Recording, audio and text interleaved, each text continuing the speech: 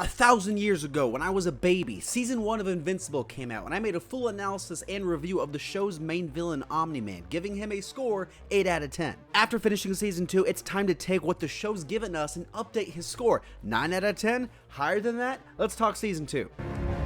Hello, son. It's been a while.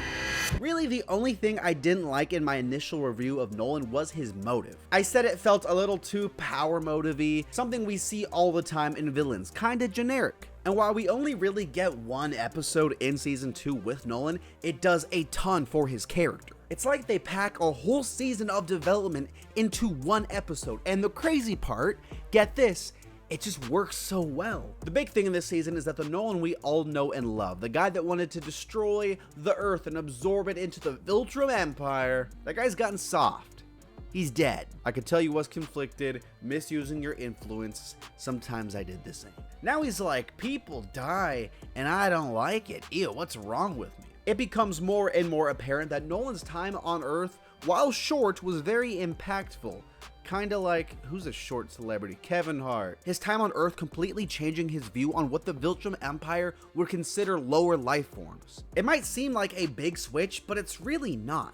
We got the earliest seed of this in Season 1 when he couldn't find it in himself to kill Mark, his quote-unquote humanity shining through. Now he's almost completely on board with this lifestyle, settling down with a nice bug lady and having a nice bug kid. How does that work? When we meet him in Season 2, he and Mark have a really good exchange where Steven Yeun just locks in, dude. I think this reaction from Mark is super realistic, aside from all the bugs and being on another planet. But it's real in the sense Mark rushes to hug Nolan because that's his dad, but then he pulls back and rightfully blows up on him. The hug almost serving as the smallest form of him ignoring what his dad did just for a second because it's his dad. Let me just see him as my dad. But he can't lie to himself for too long because this guy has killed thousands. Nolan then asks Mark for help, which he agrees to, Bug wife Kim Wexler giving him some really good information about how much Nolan really cares. Which is really important to hear because it's not just Nolan saying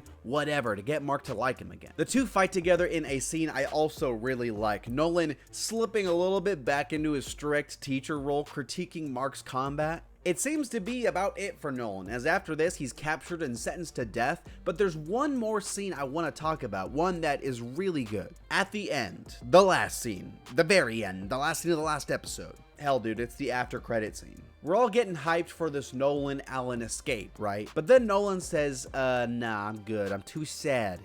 But then again, I think I miss my wife.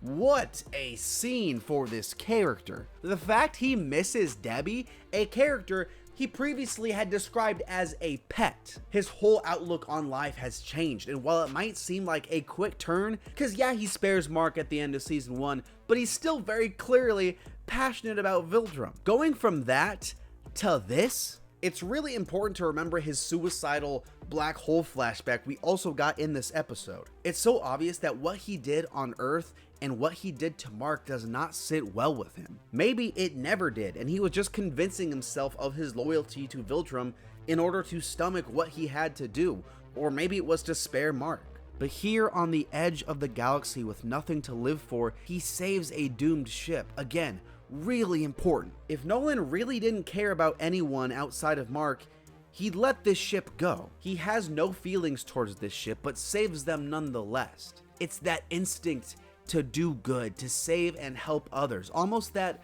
objective morality he picked up from Earth. When he takes them home, he doesn't stay to subject them to Viltrum, he just leaves, expecting nothing in return for his action that turns out to be an act of kindness, something Viltrumites don't do. So of course Nolan is a better character now than he is in Season 1, but this is still very much a stepping stone season for him. It showed us his turn and now begs the question and says, what is he going to do with it? We should be so excited for the future, but until then, I'm gonna up his score to an 8.5. I missed you. Thanks for watching. I make new villain analysis videos all the frickin' time, dude. Check out my most recent one on Fade Routha, or on my second channel, I got some more Invincible content coming out. I'm gonna put some good stuff out over the next week. Thanks for watching. I'll talk to you later.